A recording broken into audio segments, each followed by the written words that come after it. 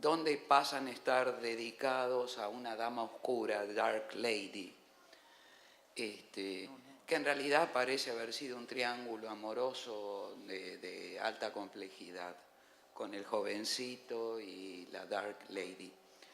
Esto es bastante típico en algún punto de la época, quiero decir, la actitud hacia la bisexualidad, que según leí yo cambia alrededor de 1870.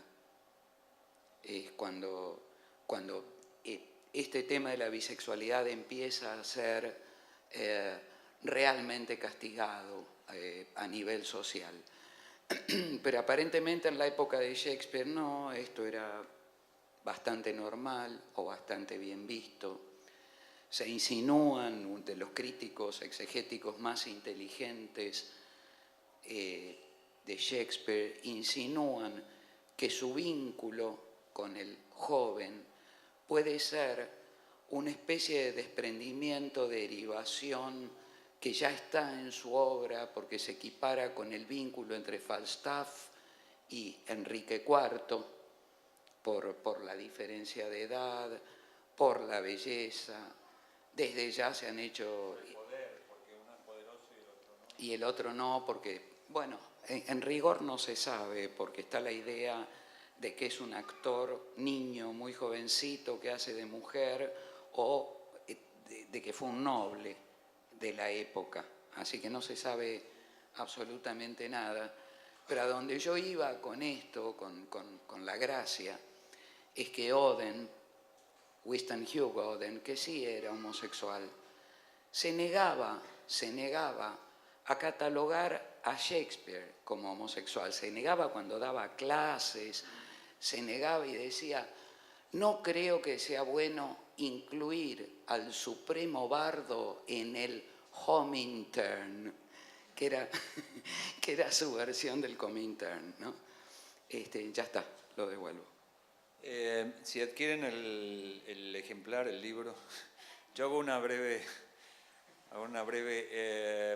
reseña de la historia de las traducciones de Shakespeare al castellano. Shakespeare entró por Francia, en España, y las primeras versiones, porque eran realmente versiones salvajes que se hicieron de Shakespeare, eran neoclásicas y no podían admitir de ninguna manera no solamente el homoerotismo, sino ningún tipo de erotismo ni vulgaridad. Tal es así que advertían al lector de que había momentos crudos y de muy mal gusto, incluso la mayoría lo que hacía era suprimirlos. Por ejemplo, Moratín, que fue uno de los primeros traductores de Shakespeare al español. Después llegaron los románticos y cambiaron el paradigma de la lectura de Shakespeare y de la traducción en general, y los románticos, digamos, que estaban un poco más dispuestos a aceptar cierto tipo de sentimentalismo o de emotividad, pero muy determinada, y que tampoco le hizo un enorme favor a la obra de Shakespeare, como digamos el ejemplo más evidente es el de Hamlet. Hamlet pasó digamos en sus sucesivas etapas a ser para los neoclásicos probablemente un loco, para los románticos un lánguido, melancólico, cuando para Shakespeare era más bien un distraído. En la época la figura era más bien la del distraído, no me entero mucho, yo qué sé, van pasando cosas. Bueno, esto es así. Es interesante conocer la historia de la traducción, es decir, de dónde viene y hacia dónde vamos, porque uno está impregnado de estas cosas. Uno tiende a considerar a Hamlet un melancólico y no necesariamente tiene por qué ser así. Bueno, Mirta mencionó brevemente lo del actor joven. Se piensa, pero esto lo inventó Wilde, que podía haber sido un joven actor que hacía los papeles femeninos en la compañía de Shakespeare. Un secreto que les voy a contar es que en esta edición de los sonetos, la primera idea con el editor era que salieran precedidos por ese cuento de Wilde, donde él expone esta teoría medio en joda, medio en serio, de que en los propios sonetos y en las obras de teatro se puede encontrar, haciendo una investigación minuciosa, las pruebas de que este autor joven existió y que se llamaba Willie Hughes y que Shakespeare estaba enamorado de él, pero lo escondía. Lo que pasó fue que cuando terminé de traducir ese cuento, lo primero que hice fue traducir ese cuento, que fue horroroso porque era una traducción para atrás, porque el cuento se basa en una interpretación de los sonetos, yo no los tenía traducidos todavía, entonces cada vez que llegaba un soneto tenía que traducir el soneto y parar el cuento.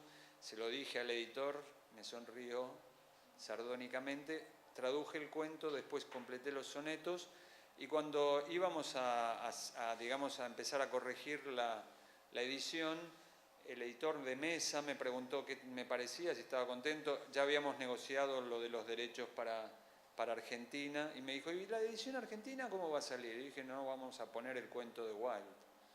¿Y por qué? Porque ese cuento no tiene nada que ver con los sonetos, una interpretación, ni siquiera, bueno, en fin, es Wilde, y yo voy a poner el lamento de un amante. Dijo, ¿y por qué? Entonces le expliqué mis razones, y me dijo, consultó con el editor jefe, estuvieron de acuerdo y dijeron, bueno, vale, nosotros también, sin el cuento de Wilde, y salimos con el lamento. Salimos con el lamento quiere decir que yo había estado 4 años traduciendo los sonetos, era noviembre, la imprenta tenía que empezar a producir en enero y el lamento no estaba hecho, y entonces en 20 días traduje el lamento de un amante. ¿Qué es más fácil? Es más fácil porque es narrativo, como dijo Mirta, muy bien Mirta al principio, totalmente, te deja, digamos, va solo, y porque yo ya tenía el endecasílabo yámbico en la cabeza, ya dormía contando, me despertaba a mitad de la noche haciendo así, bueno. Entonces me salió mucho más fácil, pero bueno, fue otro reto más. Y yo estoy contento de que haya sido así. Además, me parece que, digamos, para hacer un inciso en medio de la lectura, el lamento, sea o no sea de Shakespeare, sea o no sea menor digamos, o fallido como poema, en su edición original salió junto con los sonetos, y que el que tiene que juzgar, a mi entender, es el lector y no el traductor, que lo que tiene que hacer es traducir lo que le viene dado. Y para mí lo que venía dado eran los sonetos más el lamento de un amante. Bueno, y ahora seguimos leyendo. Vamos al 20 por pedido de...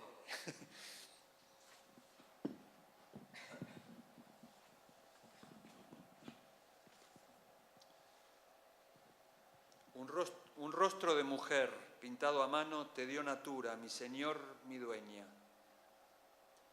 Y es de mujer tu corazón tan manso, sin falsas veleidades mujeriegas.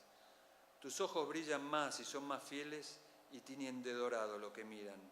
Hombre afinado, a ti te admiran huestes de ojos viriles y almas femeninas. Natura que te había concebido mujer, quedó prendada de tal forma que me dejó en la suma sustraído al aumentar tu nada en una cosa. Pues bien, si te dotó para su goce, tu amor es mío, y de ellas tu derroche. A woman's face with nature's own hand painted, hast thou, the master, mistress of my passion. A woman's gentle heart, but not acquainted with shifting change, as is false woman's fashion. An eye more bright than theirs, less false in rolling, gilding the object whereupon it gazeth. A man in hue, all hues in his controlling, which stales man's eyes, and women's souls amazeth. And for a woman wert thou first created, till nature, as she wrote thee, fell a doting, and by addition may of they defated, but adding one thing to my purpose, nothing.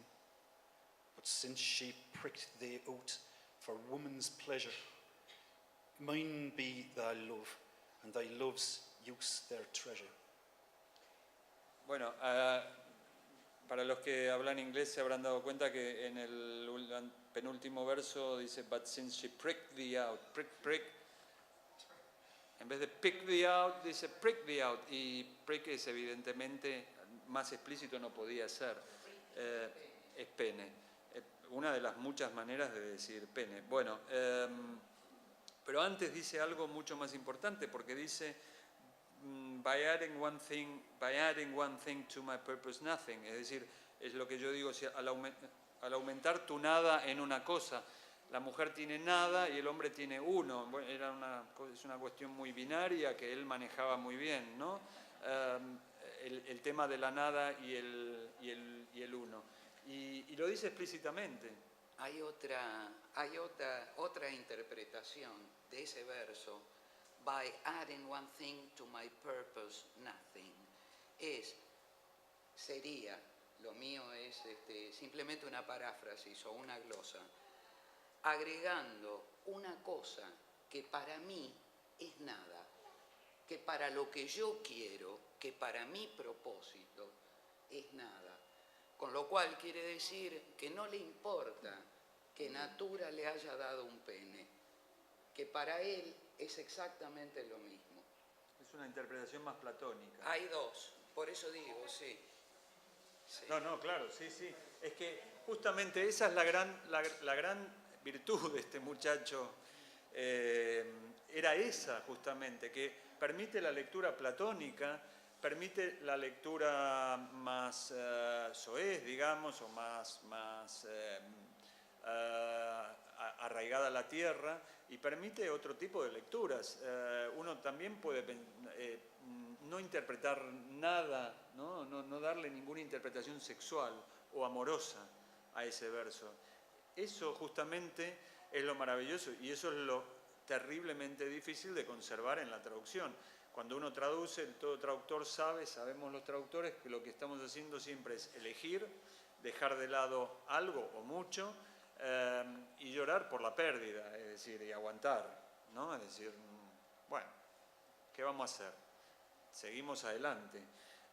En este caso, esa interpretación platónica, que es tan importante como la otra, queda un poco fuera. En otros casos no.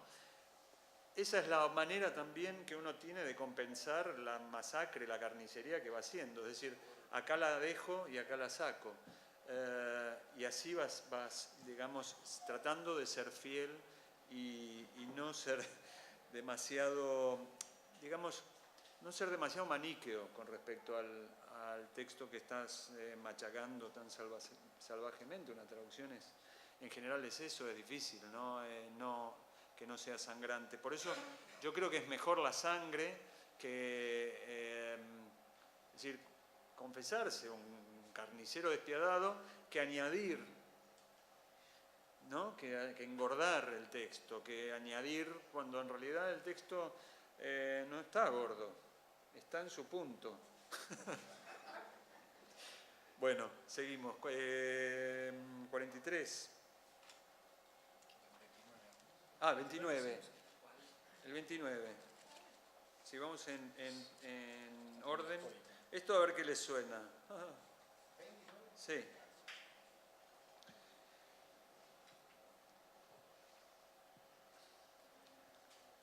Cuando la suerte es perra y me señalan y lloro en soledad como un proscrito, el cielo ignora mis plegarias vanas y al verme así maldigo mi destino.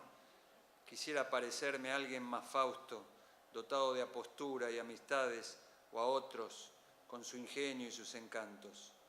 Ni mi mayor solaz ya me complace. Al borde ya de despreciar mi vida, por suerte pienso en ti, y mi pensamiento, al lado de la alondra al dar el día, se pone a cantar himnos a los cielos. Pues recordar tu amor es tal fortuna que no le envidio a ningún rey su hartura.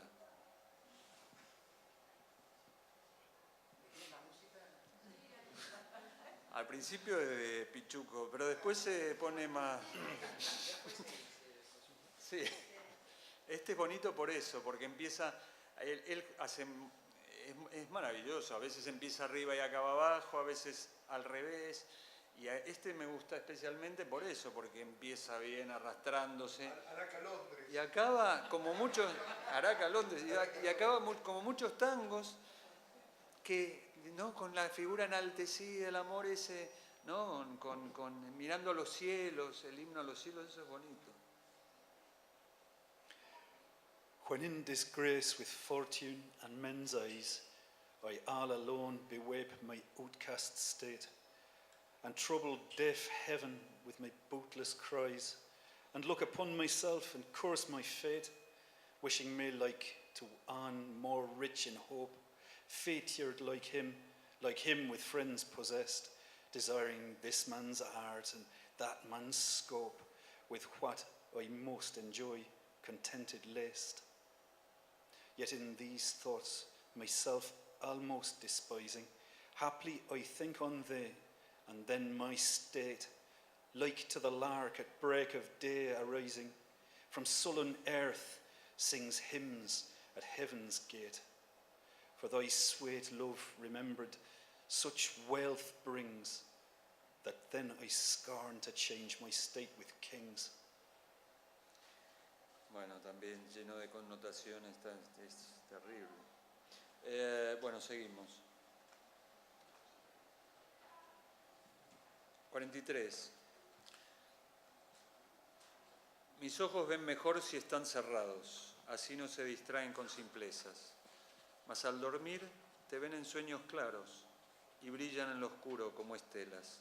Y tú, sombra que alumbras a otras sombras, si a ojos que no ven reluces tanto, ¿podrá lucir aún más tu dulce forma en plena claridad y a pleno campo? Pues si en la noche inerte tus borrosos contornos engalanan mi pupila, ¿podrán embelezarse más mis ojos al verte a la luz viva de los días? El día es noche cuando no te veo, y días son las noches que te sueño. When most I wink, then do mine eyes best say, for all the day they view things unrespected. But when I sleep, in dreams they look on thee, and darkly bright, or bright in dark directed. Then thou, whose shadows doth make bright, how would thy shadows form happy show? To the clear day with thy much clearer light, when to unseeing eyes thy shade shines so. How would, I say, mine eyes be blessed made by looking on thee in the living day, when in dead night thy fair imperfect shade through heavy sleep on sightless eyes doth stay. All days are nights to say till I see thee, and nights bright days when dreams do show thee me. Este es muy bonito, este soneto, porque habla de ver y no ver, ver lo que se ve cuando uno mira con los ojos del alma, del corazón, de la psique. Había varias categorías, ¿no? Y durante todo el soneto está contraponiendo la luz y la sombra, los brillos, ¿no? Los brillos y las sombras, los colores claros y los oscuros. Eso es un juego que le encantaba. Shakespeare trabaja mucho con estas imágenes visuales muy fuertes y el contraste de luces y sombras, además de que sombra the shadow en aquella época no tenía la misma connotación que tenía muchas más, y entre otras no era tanto, podría ser, digamos, el espectro, el aura espectral, pero también era probablemente cosas más elevadas, como el alma o la forma todavía indiferenciada. Es decir, shadow, sombra, aparece con sus muchos usos, ¿no? Y se repite cantidad. Hay una para mí maravillosa lectora y crítica de los sonetos de Shakespeare, especialista en poesía inglesa, que es Helen Wendler, que tiene una teoría muy bonita, no sé si realmente se cumple siempre, ni si le gusta a todo el mundo, pero ella es bastante estructuralista en su análisis de los sonetos y de la poesía en general, y lo que ella dice es que cada soneto está basado, o casi todos están basados en una o dos palabras llave, claves. En este caso es shadow y shine, ¿no? O sea, el juego entre la luz y el brillo y la sombra. Esto me ayudó mucho a mí a traducir, porque una vez que uno detecta la palabra clave, ella en su libro las dice todas, pero uno puede no estar de acuerdo. El soneto sale mucho más fácil, es decir, realmente es una llave que permite abrir parte del poema. Andy, interrumpo un ¿Vamos segundito. más rápido? No, antes de seguir con la lectura, por ahí estaría bueno que en este momento, si alguien quiere preguntar algo directamente o si alguien quiere comentar algo, y después cerramos con la lectura. Sí. Digo esto más que nada para que alcance el tiempo para todo.